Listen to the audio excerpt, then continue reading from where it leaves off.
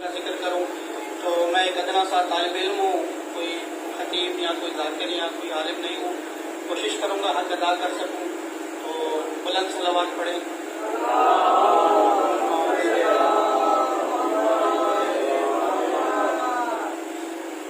میرے بھائی نے حدیث قصہ پڑھی، تو میں ایک طالب علم ہوں۔ جب نوجوانی میں تھا تو ہم بھی حدیث قصہ اور تمام چیزیں جو ہے وہ پڑھا کرتے تھے عربی میں، کیونکہ عربی ہماری زبان نہیں ہے۔ قرآن پاک عربی میں ہے، تمام حدیثیں وغیرہ، حدیث قصہ ہے، دعائیں ہیں، زیارت عاشورہ ہیں، تو یہ سب عربی میں۔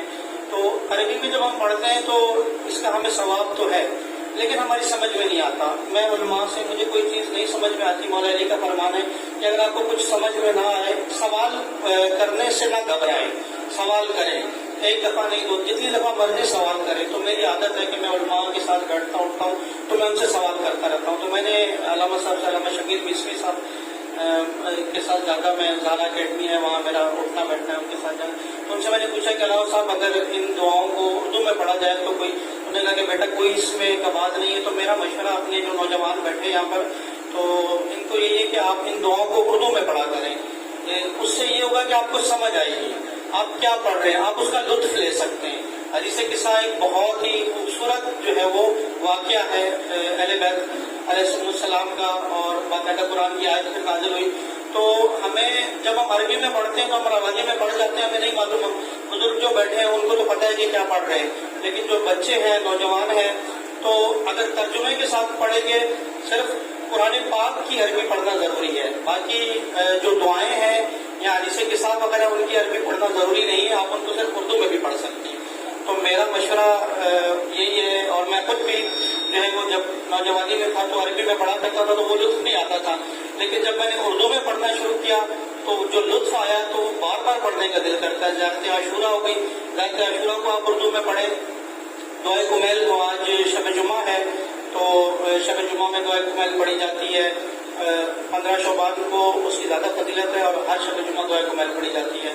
تو شب جمعہ جو ہے اس میں دعائے کمیل کو پڑھنے کی فضیلت ہے۔ مولا علی علیہ السلام کی دعا ہے، اور مولا نے اپنے صحابی جناب کمیل کو یہ جو ہے وہ تعلیم کی تھی۔ تو یہ بہت خوبصورت دعا ہے، آپ اس کا ترجمہ اردو میں پڑھیں تو آپ کو اس کا لطف آئے گا، آپ کو پتہ چلے گا کہ مولا کس طرح سے اپنے پروردگار سے راز و نیاز کر رہے ہیں۔ تو اسی طرح سے دعائے کمیل ہے، حدیث قصہ ہے، زیارت عاشورہ ہے۔ تو یہ تمام جو ہے وہ میرے جو دوست بیٹھے ہیں، نوجوان اور بچے جو بیٹھے ہیں، تو ان کے میری یہی گزارش ہے کہ آپ اس کو اردو میں پڑھا کریں، اس کی عربی پڑھنا ضروری نہیں ہے۔ آپ چاہیں تو کسی عالم دین سے جو ہے وہ اس کی تصدیق کر سکتے ہیں۔ میں ایک طالب علم ہوں، لیکن میں اپنی جو میری تحقیق ہے یا جو میرا جو ہے مطالعہ ہے وہ آپ کے سامنے بیان کر رہا ہوں۔ تو اسے اردو میں پڑھا کریں، اس سے لطف آئے گا اور سمجھ آئے گی۔ یہ بچے ہیں، یہ بیٹھے ہیں یہاں پر، ان کی توجہ ہوگی کہ کیا پڑھا جا رہا ہے، اور وہ اسے توجہ سے سنیں گے، تو ایک بہت خوبصورت ہے۔ اسی طرح سے آج شب جمعہ ہے، شب جمعہ کے بارے میں کہا جاتا ہے، تو شب جمعہ کی بہت زیادہ فضیلت ہے۔ شب جمعہ کے بارے میں یہ کہا جاتا ہے کہ آپ جو ہے وہ دعائے کمیل کی بہت زیادہ فضیلت ہے شب جمعہ میں پڑھنے کی۔ اس کے علاوہ آپ اپنے مرحومین کے لیے ہدیہ کریں، شب جمعہ میں جو ہے وہ قرآن پاک کی تلاوت کر دیں، سورہ فاتحہ پڑھ دیں، لیکن کچھ نہ کچھ لازمی جو ہے وہ آپ پڑھا کریں شب جمعہ میں، کیونکہ روایات میں ہے کہ شب جمعہ میں جو مرحومین ہیں ان کی روحیں اپنے گھروں کی چھتوں پر آتی ہیں اور آ کے جو ہے فریاد کرتی ہیں۔ ہم تو انہیں نہیں دیکھ رہے ہوتے، وہ ہمیں دیکھ رہے ہوتے ہیں، اور وہ برزخ کے عالم میں جو نیک کام کر کے گئے، جو اچھی حالت میں ہیں، وہ تو ماشاءاللہ جو ہے وہ بہت ہی اچھے حالات میں ہیں، لیکن انسان ہیں، خطا کار ہیں، جن سے غلطیاں ہوئی ہیں۔ تو وہ اب جب یہاں آپ اس دنیا میں ہیں تو آپ کے پاس موقع ہے، آپ کچھ کر سکتے ہیں۔ جب آپ چلے گئے یہاں سے تو اب جو آپ کے لوائقین ہیں وہ کچھ ہدیہ کریں گے، آپ کو بھیجیں گے، تو آپ کے لیے آسانیاں ہوں گی، ورنہ آپ محتاج ہیں۔ تو وہ جو مرحومین ہیں وہ جب آتے ہیں اپنے چھتوں پہ تو وہ فریاد کرتے ہیں اپنے گھر والوں کو کہ ہمارے لیے کچھ بھیجو، کچھ تو بھیجو۔ جو ماشاءاللہ اولادیں جن کی بہت اپنے والدین کے لیے باقاعدگی سے جو ہے قرآن پاک کی تلاوت کرتے ہیں، وہ تو بہت خوش ہوتے ہیں اور ان کے لیے بہت کچھ، لیکن جو نہیں غافل ہیں اس سے، ان کو میں توجہ دلانا چاہوں گا کہ اپنے جن کے والدین والدہ انتقال کر چکی ہیں، والد انتقال کر چکے ہیں یا کوئی بھی، تو وہ جو ہے وہ شب جمعہ لازمی زیادہ اور کچھ نہیں، صرف سورہ فاتحہ ہی پڑھ دیا کریں، کیونکہ جو ہے وہ مرحومین اپنے چھتوں پر آ کر فریاد کرتے ہیں۔ کسی رسول صلی اللہ علیہ وسلم اپنے اصحاب کے ساتھ ایک قبرستان سے جا رہے تھے، تو آپ صلی اللہ علیہ وسلم نے اپنے اصحاب سے کہا کہ جلدی سے یہاں اس قبرستان سے جلدی سے گزرو، روانی سے گزرو، تیزی سے گزرو۔ تو جو ہے وہ اصحاب بہت تیزی سے وہاں سے گزرے۔ جب واپس آ رہے تھے تو آپ نے کہا کہ ٹھہر کے تحمل سے گزرو، تو وہ اس کی حکمت جو ہے وہ ان کو سمجھ نہیں آئی، تو انہوں نے آپ صلی اللہ علیہ وسلم سے، جب آپ پہنچ گئے مسجد نبی میں بیٹھے تھے، تو کچھ اصحاب نے آپ سے دریافت کیا کہ یا رسول اللہ، آپ نے جب ہم جا رہے تھے تو آپ نے کہا کہ تیزی سے گزرو، اور جب آپ آ رہے تھے تو آپ نے کہا کہ آہستہ گزرو، ٹھہر کے گزرو، تو اس کی کیا حکمت ہے؟ تو آپ صلی اللہ علیہ وسلم نے فرمایا کہ جب ہم گزر رہے تھے اس قبرستان سے تو وہاں جو مردے تھے ان کے اوپر عذاب نازل ہو رہا تھا، تو میں نے تمہیں اس لیے کہا کہ جلدی سے گزرو، ان پہ عذاب نازل ہو رہا ہے۔ لیکن جب ہم واپس آ رہے تھے تو انہی مردوں میں سے ایک مردے کے بچے نے، چھوٹے سے بچے نے بسم اللہ الرحمن الرحیم جو ہے وہ سیکھا۔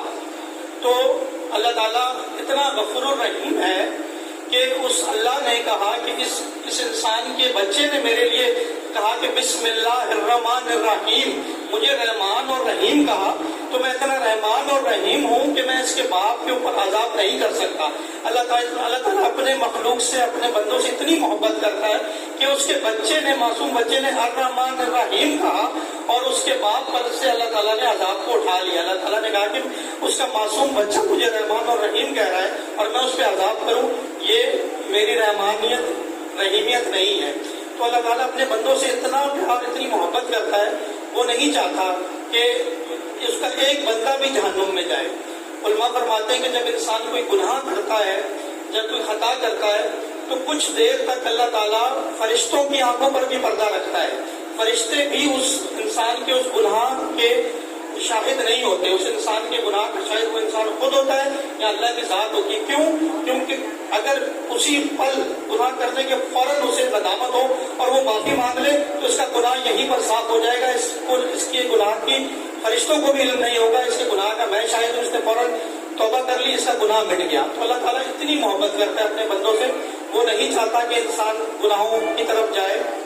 وہ اتنا رحمان ہے، اتنا رحیم ہے، اس نے جو ہے وہ آپ کو ہر جگہ پر، ہر طرح سے اللہ تعالیٰ نے آپ کے لیے آسانیاں، جو کچھ خطیب اور جو ہے اللہ تعالیٰ کو بہت زیادہ جو ہے وہ اللہ تعالیٰ کی قہار کے طور پہ، اور مطلب بہت زیادہ اللہ تعالیٰ کو خوف، اللہ کے خوف سے لوگوں کو ڈراتے ہیں۔ اللہ کا خوف ہونا چاہیے، لیکن اللہ تعالیٰ رحمان اور رحیم ہے، اللہ اپنے بندوں سے بہت زیادہ پیار کرتے ہیں۔ تو شب جمعہ کی میں بات کر رہا تھا، شب جمعہ میں مرحومین کو اصال کیا کریں، تو میں آپ لوگوں سے گزارش کروں گا کہ شب جمعہ کی مناسبت سے سورہ فاتحہ اپنے مرحومین کے لیے، اور حیدر شاہ صاحب کے مرحومین کے لیے، شکیل شاہ صاحب کے مرحومین کے لیے، ماما انور سنگی کے مرحومین کے لیے، اور آپ تمام کے مرحومین کے لیے ایک سورہ فاتحہ، تاکہ شب جمعہ کی مناسبت سے ہم ان کو اصال کریں۔ بسم اللہ الرحمن الرحیم، الحمدللہ رب العالمین الرحمن الرحیم مالک یوم الدین، ایاک نعبد و ایاک نستعین، اهدنا الصراط المستقیم صراط الذین انعمت علیہم غیر المغضوب علیہم ولا الضالین۔ بسم اللہ الرحمن الرحیم، قل هو اللہ احد اللہ الصمد لم یلد ولم یولد ولم یکن له کفوا احد۔ بسم اللہ الرحمن الرحیم، قل هو اللہ احد اللہ الصمد لم یلد ولم یولد ولم یکن له کفوا احد۔ بسم اللہ الرحمن الرحیم، قل هو اللہ احد اللہ الصمد لم یلد ولم یولد ولم یکن له کفوا احد۔ پروردگار، اس امام بارگاہ میں موجود تمام افراد اور یہاں کے منتظمین، حیدر شاہ صاحب، محمد انور سنگی، شکیل شاہ صاحب، اور خاص طور پہ جو شکیل شاہ صاحب کے بڑے بھائی ہیں میرے ماموں، ان کی 11 محرم کو برسی ہے، تو ان تمام کو اس کا احسال فرما، ان کے لیے آسانیاں فرما، ان کے پر اپنی رحمت نازل فرما، اور ان کو مغفرت فرما، اور تمام مرحومین کی مغفرت فرما۔ میں نے جیسے پہلے بتایا کہ میں کوئی مقرر یا خطیب نہیں ہوں، تو آپ لوگ جو ہے وہ کوشش کروں گا کہ ذکر کروں، تھوڑا سا درسی اگر ہو گیا، طالب علم درسی باتیں زیادہ کر دوں تو ناراض مت ہوجیے گا، کیونکہ جو ہے وہ طالب علم کوئی خطیب یا عالم تو ہو نہیں، تو طالب علم تو درسی باتیں اگر زیادہ ہو جائیں تو امام حسین علیہ السلام، اللہ تعالیٰ قرآن میں فرماتا ہے کہ تم میرے ذکر کو بلند کرو، میں تمہارے ذکر کو بلند کروں گا۔ قرآن کی آیت ہے جس کا ترجمہ ہے کہ تم میرے ذکر کو بلند کرو، میں تمہارے ذکر کو بلند کروں گا۔ تو امام حسین علیہ السلام نے کربلا میں اپنے تمام خاندان کی قربانیاں دے کر، اپنا سر کٹا کر اللہ تعالیٰ کے ذکر کو بلند کیا۔ اللہ تعالیٰ کی رضا کی خاطر، اللہ تعالیٰ کے دین کی خاطر امام حسین علیہ السلام مدینہ سے نکلے۔ جب ملعون ابن ملعون تخت پر بیٹھا اور اس نے بیعت کا مطالبہ کیا، مدینہ کے گورنر جو تھا اسے خط ملا کہ ایک ملعون مر گئے اور دوسرا ملعون جو ہے وہ خلیفہ بن گیا ہے، تو وہ چاہتا ہے کہ امام حسین اس کی بیعت کریں۔ تو اس نے امام حسین کو پیغام بھجوایا اور طلب کیا۔ جب امام حسین کو پیغام ملا تو امام حسین علیہ السلام سمجھ گئے، وقت کے امام تھے، غیب کا علم جانتے ہیں، پتہ تھا کہ ملعون ایک ملعون واصل جہنم ہو چکا ہے اور دوسرا ملعون اس کی جگہ بیٹھ گیا۔ تو امام کو بلایا گیا اور جب امام گئے دارالعمارہ میں تو اپنے ہاشمی جوانوں کو ساتھ لے کر گئے، مولا عباس کو، جناب قاسم، جناب علی اکبر، تمام ہاشمی جوان ساتھ تھے۔ ان کو باہر دروازے پہ کھڑا کیا اور یہ کہا کہ اگر میں اندر جا رہا ہوں، اگر میری آواز بلند ہو تو فوراً اندر آ جانا۔ جب مولا اندر تشریف لے کر گئے تو مدینہ کے گورنر نے آپ سے کہا کہ جو ہے وہ معاویہ جو ہے وہ جہنم واصل ہو گیا ہے۔ اس نے تو نہیں کہا، یہ میں اپنے اس میں کہہ رہا ہوں، اور یزید جو ہے وہ خلیفہ بن گیا اور وہ چاہتا ہے کہ آپ اس کی بیعت کریں۔ تو امام حسین نے ایک تاریخی جملہ کہا کہ مجھ جیسا اس جیسے کی بیعت کبھی نہیں کرے گا۔ یہ نہیں کہا کہ میں حسین اس یزید کی بیعت نہیں کروں گا، یہ کہا کہ مجھ جیسا اس جیسے کی بیعت کبھی نہیں کرے گا۔ یعنی کہ قیامت تک ایک اصول دے دیا کہ جو حسینی ہوگا وہ یزیدی کی بیعت کبھی نہیں کرے گا۔ تو کہا کہ مجھ جیسا اس جیسے کی بیعت کبھی نہیں کرے گا، اور بیعت جو ہوتی ہے وہ کبھی بند دروازوں میں نہیں ہوتی، بیعت جو ہے وہ کھلے میدان میں ہوتی ہے۔ تو میں کل تم جو ہے مجمع لگاؤ، سب کو بلاؤ اور میں جو ہے وہ کل بیعت کروں گا۔ تو جب امام حسین یہ کہہ کر نکلنے لگے تو مروان بن حکم بھی وہاں پر موجود تھا۔ تو مدینہ کے گورنر سے کہتا ہے کہ حسین اب آئے ہیں، ہوئے ہیں ہمارے پاس، اندر اکیلے ہیں، اچھا موقع ہے، آج اگر حسین یہاں سے نکل گئے، ہمارے ہاتھ سے نکل گئے تو پھر موقع نہیں ملے گا، حسین کی گردن اڑا دو۔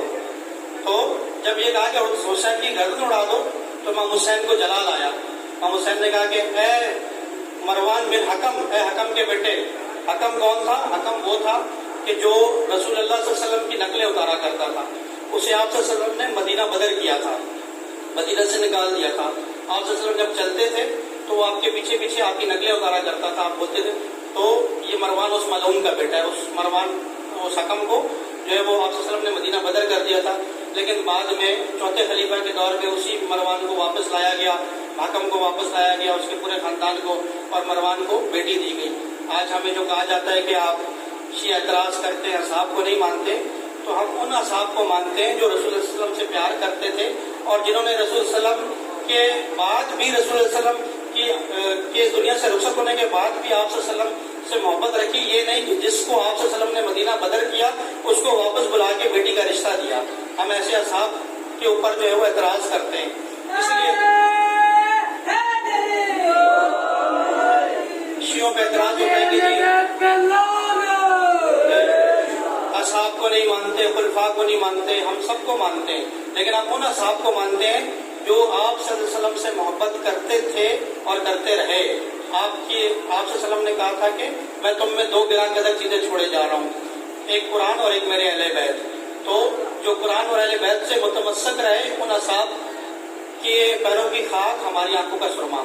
تو یہ جب حکم مروان بن حکم ملعون نے یہ کہا کہ حسین جو ہے وہ آئے ہوئے ہیں، اچھا موقع ان کی گردن قلم کر دو، جب مولا نے یہ سنا کہ مروان کہہ رہا ہے کہ حسین کی گردن قلم کر دو، تو مولا جلال میں اے حکم کے بیٹے، تمہاری ضرورت اتنی کہ تم نے کہا کہ حسین کی گردن قلم کر دو۔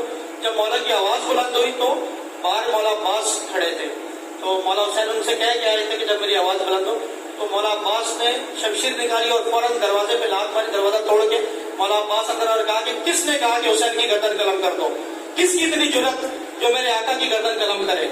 تو مولا عباس نے کہا کہ مولا حسین نے کہا کہ عباس جنگ نہیں کرنی، عباس تلوار واپس رکھو، ہمیں واپس جانا ہے۔ مولا وہاں سے نکلے، واپس آئے، مہاراج جو ہے وہ مولا نے کہا کہ مدینہ سے مولا نے کہا اب مدینہ میں رہنا میرے لیے ناگوار ہے، کیونکہ حالات ناساز ہو رہے تھے، مولا نے بیعت نہیں کی، تو اس لیے جو ہے وہ مولا جس طرح آپ صلی اللہ علیہ وسلم رسول صلی اللہ علیہ وسلم نے مکہ چھوڑا، نبی پاک صلی اللہ علیہ وسلم نے مکہ چھوڑا تھا، آپ نبی پاک صلی اللہ علیہ وسلم کو بھی مجبوراً مکہ چھوڑنا پڑا تھا جب کفار مکہ آپ صلی اللہ علیہ وسلم کی جان پر ہو گئے اور انہوں نے جو ہے وہ آپ صلی اللہ علیہ وسلم کو قتل کرنے کا منصوبہ بنا لیا، آپ کو شہید کرنے کا منصوبہ بنایا، اور وہ تلواریں لے کر پہنچ گئے، اور وہ تو اللہ کی حکمت تھی کہ جو ہے وہ نبی پاک صلی اللہ علیہ وسلم مولا علی کو اپنے بستر پر لٹا کر اور ہجرت کر گئے، اور لوگ یہ سمجھ رہے تھے کہ رسول لیٹا ہوا ہے، تھا تو وہ بھی نفس رسول تھا، تو کیسے نہ گمان ہوتا کہ رسول لیٹا ہوا ہے۔ تو جس طرح سے آپ صلی اللہ علیہ وسلم نبی پاک صلی اللہ علیہ وسلم نے مکہ چھوڑا، نبی کو نانا کو مجبوراً مکہ چھوڑنا پڑا، نواسے کو مجبوراً مدینہ چھوڑنا پڑا۔ تو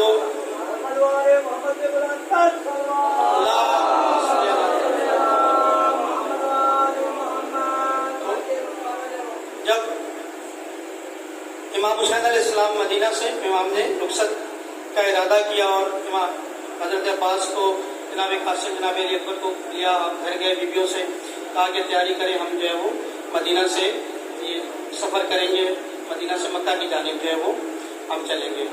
تو اس وقت بھی کافی جو ہے وہ لوگ تھے جو آگے امام کو سمجھا رہے تھے کہ آپ بیعت کر لیں، جو ہے مصلحتاً ابھی فی الحال بیعت کر لیں، بعد میں دیکھا جائے گا۔ تو امام نے کہا کہ نہیں، اگر آج میں نے بیعت کر لی تو یہ تصدیق ہو جائے گی، یہ مہر ہو جائے گی، میں کبھی بھی بیعت نہیں کروں گا۔ جس طرح سے مولا علی نے بیعت نہیں کی، مولا علی کو جب جو ہے وہ غدیر خم میں آپ صلی اللہ علیہ وسلم نے جو ہے وہ جب حجۃ الوداع سے واپس آ رہے تھے تو قرآن کی آیت نازل ہوئی کہ اے رسول وہ حکم پہنچا دیجئے جو پہنچانے کی ہم نے آپ پہ ذمہ داری لگائی تھی۔ اللہ تعالیٰ نے نبی پاک صلی اللہ علیہ وسلم جو ہے وہ سورہ مائدہ کی آیت ہے، شان نزول کے حساب سے یہ سیکنڈ لاسٹ آیت ہے قرآن کی، کہ اللہ فرماتا ہے کہ اے رسول وہ پیغام پہنچا دیجئے جو پہنچانے کی ہم نے آپ پہ ذمہ داری لگائی تھی، اور اگر آپ نے وہ پیغام نہ پہنچایا تو سمجھے آپ نے کار رسالت کا کوئی کام انجام ہی نہیں دیا۔ وہ پیغام کیا تھا؟ کیوں اللہ تعالیٰ اتنا سختی سے اپنے رسول کے ساتھ جو ہے وہ ہم کلام ہو رہے ہیں؟ ہم قرآن میں دیکھتے ہیں کہیں اللہ تعالیٰ کہتا ہے اے میرے حبیب، اے میرے مدثر، اے میرے مزمل، لیکن یہ واحد مقام ہے جہاں اتنی سختی سے اللہ تعالیٰ، کیونکہ پیغام سخت تھا، کیونکہ جو سلسلہ اللہ تعالیٰ کا ایک لطف خداوندی ہے۔ لطف خداوندی کیا ہے؟ لطف کیا ہوتا ہے کہ جو انسان ایک چیز ڈیزرو نہیں کرتا اسے وہ دی جاتی ہے، وہ کیا کہتا ہے؟ لطف خداوندی۔ اللہ کا لطف یہ ہے کہ اللہ تعالیٰ نے ہدایت دینے والے کو اس دنیا میں جو ہے وہ پہلے بھیجا، اور ہدایت جناب آدم علیہ السلام، حضرت آدم علیہ السلام جو نبی پاک صلی اللہ علیہ وسلم جو نبی تھے، اللہ کے رسول تھے، ان کو اس دنیا میں پہلے بھیجا اور بنی نوع آدم، بنی نوع انسان کو بعد میں بھیجا۔ یعنی کہ یہ اللہ کا لطف ہے کہ ہر دور میں ایک ہدایت دینے والا موجود ہوگا، لیکن وہ اللہ کی طرف سے ہوگا، وہ میں اور آپ نہیں منتخب کر سکتے، وہ سقیفہ والے منتخب نہیں کر سکتے۔ جو اللہ کا نمائندہ ہوگا وہ اللہ منتخب کرے گا۔ اسی طرح سے اب حجۃ الوداع کے موقع پر نبی پاک صلی اللہ علیہ وسلم کی رحلت قریب تھی، آپ صلی اللہ علیہ وسلم نے اس دنیا سے جانا تھا، سلسلہ نبوت کو ختم ہونا تھا، تو سلسلہ نبوت ختم ہونا تھا لیکن سلسلہ ہدایت ختم نہیں ہونا تھا۔ سلسلہ ہدایت نے جاری رہنا تھا۔ کس طرح سے جاری رہنا تھا؟ امامت کے ذریعے جاری رہنا تھا۔ تو سلسلہ امامت کے پہلے امام مولا علی علیہ السلام، تو امامت کا ولایت کا اعلان کرنا تھا۔ اس وجہ سے اللہ تعالیٰ نے کہا کہ اے رسول وہ پیغام پہنچا دیجئے جو پہنچانے کی ہم نے آپ سے ذمہ داری لگائی تھی۔ تو اللہ آپ سب نے غدیر کا واقعہ سنا، آپ صلی اللہ علیہ وسلم نے تمام اصحاب کو روکا، جو آگے چلے گئے تھے ان کو واپس بلایا، جو پیچھے رہ گئے تھے ان کا انتظار کیا، جو ہے وہ ایک تاریخی ممبر بنایا اور مولا علیہ السلام کو اس پر کھڑا کیا، اور سب مولا علیہ السلام کا ہاتھ بلند کیا اور کہا کہ من کنت مولا فہذا علی مولا، جس کا میں مولا اس کا یہ علی مولا۔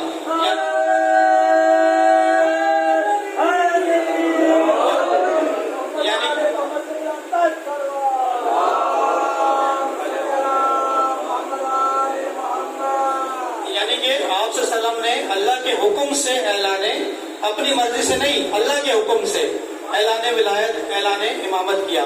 تو اسی وقت قرآن کی آخری آیت نازل ہوئی کہ وَأَكْمَلْتُ لَكُمْ دِينَكُمْ وَلِيَ دِينِ، آج ہم نے تم پر تمہارے دین کو مکمل کر دیا۔ یعنی کہ دین مکمل ہوا اعلان ولایت پر. اب اس کے بعد ہدایت کا سلسلہ جاری رہے گا. ہدایت کا سلسلہ نبوت، آپ صلی اللہ علیہ وسلم رحمۃ اللہ علیہ خاتم النبیین ہے، آخری نبی. نبوت کا سلسلہ ختم ہو گیا. جو کہتے ہیں کہ جی بس نبی چلے گئے، اب جو ہے وہ امت کے حوالے سب کچھ، اب نبی اب جو ہے وہ ہم نے سب کچھ سیکھ لیا، ایسا نہیں ہے. ہدایت دینے والا ہر دور میں جو ہے وہ موجود رہتا ہے. ہمارے ہادی مولا امام زمانہ آج بھی ہمارے جو ہے وہ موجود ہے. ایک صلوات پڑھیے امام زمانہ کا نام جب بھی آئے تو ہدایت کا سلسلہ جو ہے وہ ہر دور میں جاری رہتا ہے. پہلے امام، دوسرے امام، تیسرے امام، اس طرح سے 12ویں امام اس وقت غیبت میں موجود ہے. تو کبھی ایسا نہیں ہوا کہ ہدایت کا، کیونکہ جب اللہ تعالیٰ غفور الرحیم ہے، جیسے میں نے پہلے بیان کیا، یہ کیوں ہے لطف خداوندی. آخرت میں جب حساب کتاب ہوگا تو کوئی شخص یہ نہ کہہ سکے کہ اے اللہ مجھے کیوں جہنم میں بھیج رہا ہے، میرے دور میں تو کوئی ہادی نہیں تھا، میں کس کے پاس ہدایت لینے جاتا. تو کوئی شخص یہ نہ کہہ سکے گا. ہر دور میں ہدایت لینے والا، پہلے نبی تھے، انبیاء تھے، اس کے بعد جو ہے وہ ائمہ علیہ السلام، اور اس وقت میں امام زمانہ کا دور ہے، امام کی غیبت کا دور ہے. لیکن مجتہدین علماء کرام موجود ہیں جو کہ ان کے نمائندے ہیں، ان سے ہم جو ہے وہ کسی بھی مسئلے کے سلسلے میں رجوع کر سکتے ہیں. تو یہ گفتگو اس طرف چلے گی. میں بیان کر رہا تھا کہ جس طرح سے نبی پاک صلی اللہ علیہ وسلم نے مدینہ چھوڑا، مولا علی کی ولایت کا اعلان ہوا، اور اس کے بعد جو ہے وہ اس طرح سے آگے سلسلہ بڑھا. تو اس میں قرآن کی آخری آیت نازل ہوئی. تو اس میں سے انہی اصحاب میں سے ایک شخص آیا، اس نے آپ صلی اللہ علیہ وسلم سے کہا کہ جو ہے وہ اے اللہ کے رسول، ہم جاہل تھے، عرب بدو تھے، آپ نے ہمیں اللہ کی پہچان کروائی. آپ نے کہا جو ہے لا الہ الا اللہ، ہم نے مان لیا کہ یہ اللہ کی طرف سے ہے. آپ نے کہا محمد رسول اللہ، میں محمد اللہ کا رسول، ہم نے مان لیا. اب آپ کہہ رہے ہیں علی ولی اللہ. تو اب اگر یہ اللہ کی مرضی ہے تو پھر تو ہم مان لیتے ہیں. اگر یہ آپ کے اپنے دل کی خواہش ہے، کیونکہ علی آپ کے چچا زاد ہیں، آپ کے داماد ہیں، تو پھر جو ہے نا وہ اگر میں شک کر رہا ہوں اور یہ اللہ کی طرف سے نہیں ہے تو مجھ پہ عذاب نازل ہو.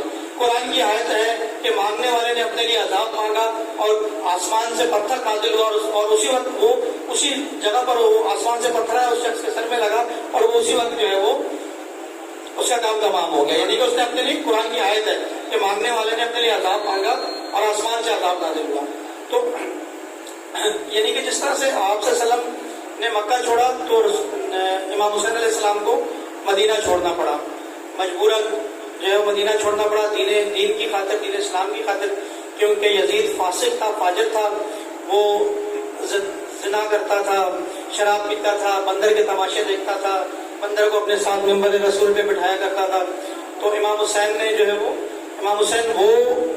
اس کی اگر بیعت کرتے تو جو دین، جو اسلام وہ لے کر آنا چاہ رہا تھا اس کی تصدیق ہو جاتی. کربلا کے بعد جو ہے وہ ایک حسینی دین چلا ہے اور ایک یزیدی دین چلا ہے. تو جو ہے وہ ہم حسینی دین پر ہیں.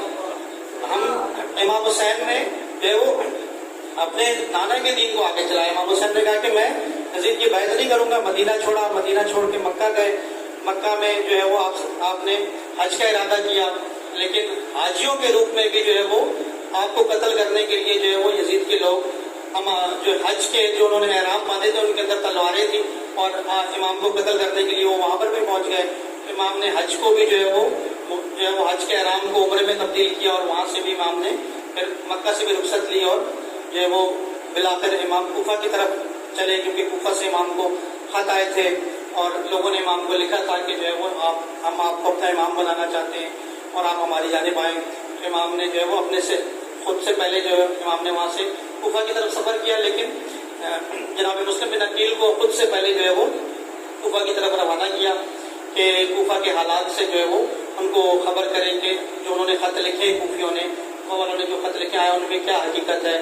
آیا ان کے خطوں کے ساتھ ساتھ ان کی تلواریں بھی اور ان کے دل بھی امام حسین کے ساتھ نہیں، یا صرف انہوں نے صرف خط لکھ کے امام حسین کو بلایا ہے. تو لیکن جو ہے وہ امام حسین وہاں سے جب کوفہ کی طرف چلے تو امام حسین کے ساتھ جو ہے وہ امام حسین کے تمام اولاد، امام حسین کے تمام جو ہے اصحاب تھے. امام حسین نے ایک تاریخی جملہ کہا تھا، امام نے کہا تھا کہ مجھے وہ اصحاب ملے ہیں جیسے اصحاب میرے نانا حضرت محمد صلی اللہ علیہ وسلم کو بھی نہیں ملے، اور جیسے میرے بابا علی کو نہیں ملے۔ امام کے جو اصحاب تھے وہ بہت ہی خالص اصحاب تھے، کیونکہ جب امام حسین علیہ السلام کربلا میں پہنچ گئے ہیں اور امام حسین نے جو ہے وہ اپنے اصحاب کو بٹھا کے خطبہ دیا اور ان سے کہا کہ ان کی جنگ جو ہے وہ مجھ سے، یہ مجھے شہید کرنا چاہتے ہیں، یہ میرے در پہ ہیں، یہ مجھے نہیں چھوڑیں گے، میں جہاں بھی چلا جاؤں یہ مجھے شہید کریں گے، تو میں تم سب کو جو ہے وہ جنت کی بشارت دیتا ہوں، اور جو ہے وہ میں تم سے اپنی بیعت کو بھی اٹھا لیتا ہوں، تم واپس چلے جاؤ، میں تمہیں جو ہے وہ تم پہ راضی ہو گیا، تم واپس چلے جاؤ۔ پھر امام نے مولا عباس سے کہا کہ چراغ کو گل کر دو، کہ کسی کو اگر شرم محسوس ہو رہا ہے اٹھ کے جانے میں روشنی میں، تو امام حسین نے چراغ گل کروا دیے۔ لیکن جب چراغ دوبارہ روشن کیے گئے تو دیکھا گیا کہ ایک شخص بھی نہیں جو ہے وہ گیا تھا۔ تو اس وجہ سے امام حسین نے انہوں نے کہا کہ مولا اگر آپ تو ایک دفعہ شہید ہونے کی بات کرتے ہیں نا، اگر ہمیں 72 دفعہ بھی شہید کیا جائے گا تو پھر بھی ہم آپ کو چھوڑ کے نہیں جائیں گے۔ تو اس لیے مولا حسین نے فرمایا تھا کہ جو میرے اصحاب، جو مجھے اصحاب ملے ہیں، وہ ایسے اصحاب جو ہے وہ نہ میرے نانا نبی پاک صلی اللہ علیہ وسلم کو ملے اور نہ ہی میرے بابا علی کو ملے۔ تو امام حسین کے اصحاب وہ اصحاب تھے، جناب حر علیہ السلام، جناب جون علیہ السلام، جناب حبیب ابن مظاہر علیہ السلام، جو کہ مولا حسین کے بچپن کے جو ہے وہ دوست کہتے ہیں، مولا سے بڑے تھے۔ وہ ان کی ایک دفعہ مولا حسین جا رہے تھے تو وہ کیا کرتے تھے کہ جب مولا حسین پیدل چلتے جاتے تھے تو وہ مولا کے پیروں کی خاک اٹھا کے اپنے سر پہ ڈالا کرتے تھے، جناب حبیب ابن مظاہر۔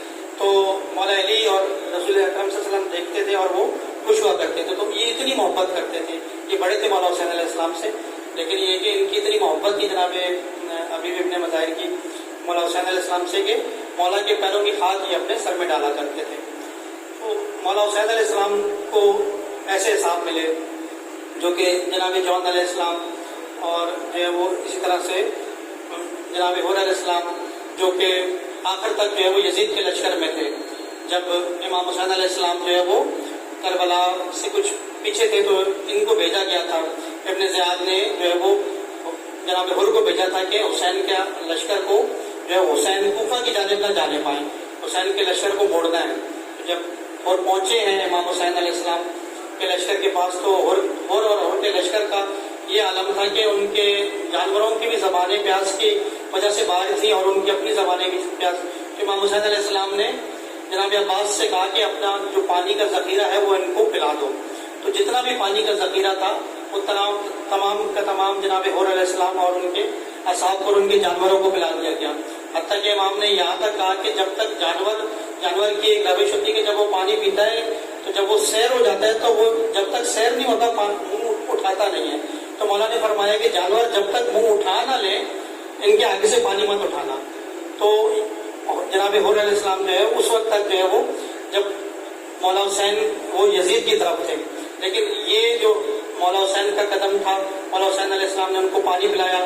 پھر جب ایک مولا حسین جو تھے وقت کے امام تھے، انہوں نے حر علیہ السلام کے اندر جو ایک چنگاری تھی اس کو دیکھا ہوا تھا۔ وہ کہتے جب حر نے مولا کے ذوالجناح کے رکاب میں ہاتھ ڈالا تو مولا نے کہا کہ اے حر تیری ماں تیرے ماتم میں بیٹھے۔ تو حر نے جب یہ سنا تو اس نے جب مولا کی طرف پلٹ کے دیکھا تو مولا سے کہا کہ مولا یہ جملہ اگر آپ کے علاوہ کسی اور نے کہا ہوتا نا تو پلٹ کے میں جواب دیتا، لیکن میں کیا کروں کہ آپ کی ماں جو ہے وہ جناب فاطمہ ہے۔ تو مولا نے وہاں پر پہچان لیا کہ حر کے دل میں جو محبت ہے، میری ماں کے لیے جو محبت ہے، تو وہی حر جب 7 محرم کو، آج 7 محرم ہے، پانی بند کر دیا گیا اور جو ہے وہ اللہ تش کی آوازیں آنا شروع ہوئی، تو جو ہے وہ انہوں نے اپنے بیٹے سے کہا کہ آوازیں آ رہی ہیں۔ میں وہ ندامت ہوئی ان کو، نے کہا کہ آج یہ جو جناب مولا حسین علیہ السلام کے بچے پیاسے ہیں وہ ہماری وجہ سے پیاسے ہیں، کیونکہ ان کے پاس جو پانی کا ذخیرہ تھا وہ انہوں نے ہمیں پلا دیا۔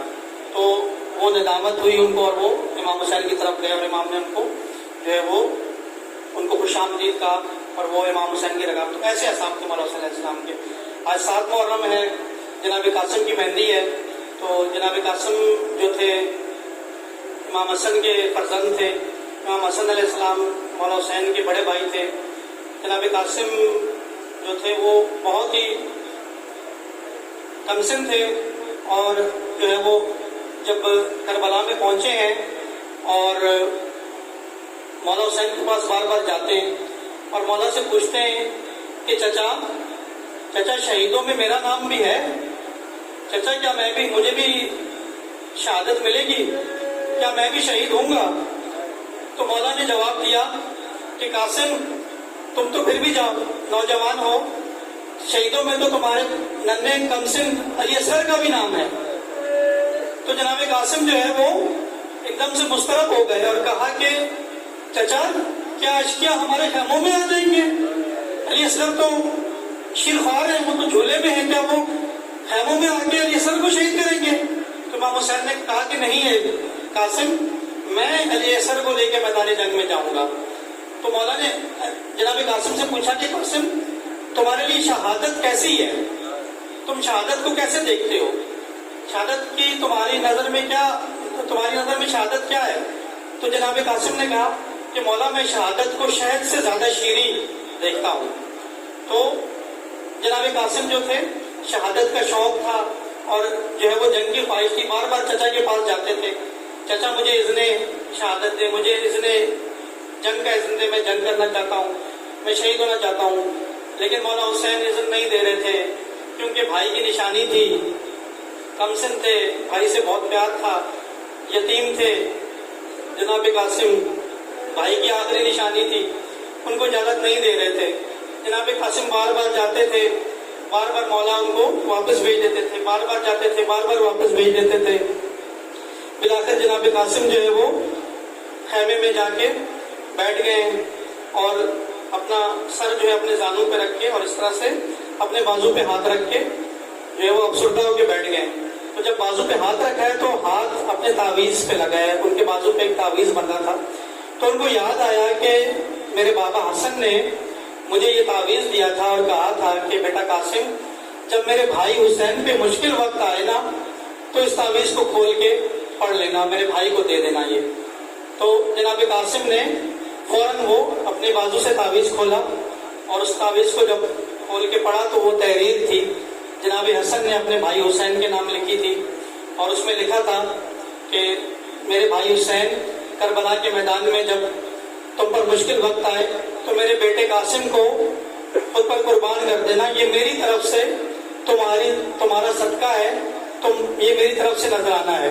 تو جناب قاسم خوش ہو گئے اور کہا کہ اب تو چچا منع نہیں کر سکیں گے، میں بار بار جاتا تھا چچا مجھے لوٹا دیتے تھے، میں بار بار جاتا تھا چچا مجھے لوٹا دیتے تھے، اب تو مجھے جو ہے وہ بابا کی تحریر ہے میرے پاس، اب تو چچا مجھے نہیں لوٹائیں گے۔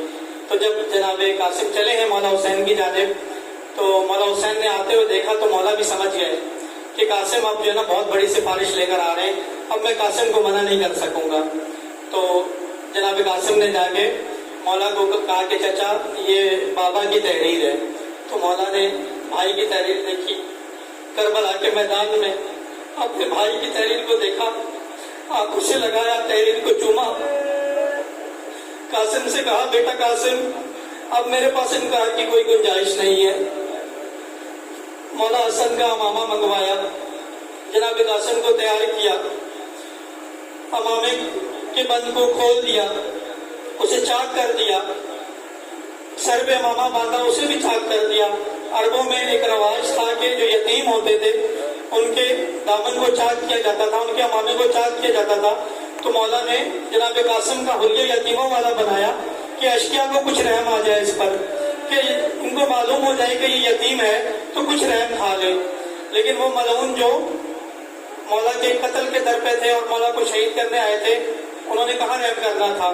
جناب قاسم کو تیار کیا گیا، سوار کروایا گیا، جناب عباس نے مولا عباس نے سوار کروایا، مولا حسین نے سوار کروایا۔ جناب قاسم چلے ہیں میدان کربلا کی طرف، علی کے پوتے ہیں، حسن کے بیٹے ہیں، پھر شجاعت کے جو جوہر دکھائے، ارزق شامی بہت بڑا پہلوان تھا، اس کے 7 بیٹے تھے۔ اس نے اپنے بیٹے کو کہا کہ جاؤ قاسم کا مقابلہ کرو، جاؤ اس چھوٹے سے بچے کا مقابلہ کرو۔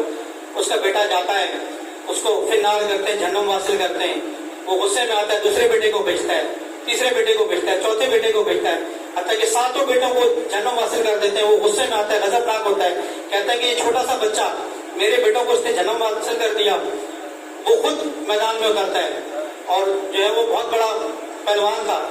قاسم بھی جو ہے وہ مولا علی کے پوتے ہیں، امام حسن کے بیٹے ہیں. تو جب وہ مولا کے جناب قاسم کے مقابلے پہ آیا، جناب قاسم نے اس میں بھی جنم حاصل کیا. مولا حسن، مولا حسین اور مولا عباس جناب قاسم کی جنگ دیکھ رہے ہیں، لیکن کہاں تک لڑتے، آخر پیاسے تھے، جو ہے وہ تھکے ہوئے تھے. آ کر جب دیکھا اشکیا نے کہ ایک ایک کر کے ہم مقابلہ نہیں کر رہے، تو انہوں نے کہا کہ مل کے حملہ کرو ان پہ، اور انہوں نے مل کر حملہ کیا. جناب قاسم پہ حملہ کیا. جناب قاسم گھوڑے سے گرے. جب گھوڑے سے گرے ہیں تو زمین پر گرے ہیں. مولا حسین کو آواز دی ہے، چچا میں گھوڑے سے گر گیا ہوں، چچا میری مدد کو آئیے. جب جناب قاسم گرے ہیں گھوڑے سے، مولا حسین نے جب آواز سنی بھتیجے کی، تو جناب عباس سے کہا، عباس میرا قاسم گر گیا ہے، چلو عباس میرے قاسم گر گیا ہے، عباس کی مدد کو چلو. ایک طرف سے جناب عباس چلے ہیں، ایک طرف سے مولا حسین چلے ہیں. اشکیا نے دیکھا، انہوں نے سمجھا حسین اور عباس نے حملہ کر دیا ہے. ان میں کھلبلی مچ گئی، وہ ڈر گئے، وہ گھبرائے. یہاں کے گھوڑے اس طرف، ادھر کے گھوڑے اس طرف. مولا قاسم کا لاشا پامال ہو گیا، گھوڑوں کے نیچے، گھوڑوں کی سموں کے نیچے لاشا پامال ہو گیا. مولا حسین جب لاشے پہ پہنچے تو جناب قاسم کے لاشوں کے ٹکڑے ہو چکے تھے. جب گرد چھٹی تو دیکھا جناب قاسم کے لاشوں کے ٹکڑے ہو چکے تھے. مولا حسین نے جناب قاسم کے لاشوں کے ٹکڑوں کو اٹھایا، ایک گٹھڑی میں جمع کیا، اور گٹھڑی کو اٹھایا خیموں کی طرف لے کے چلے.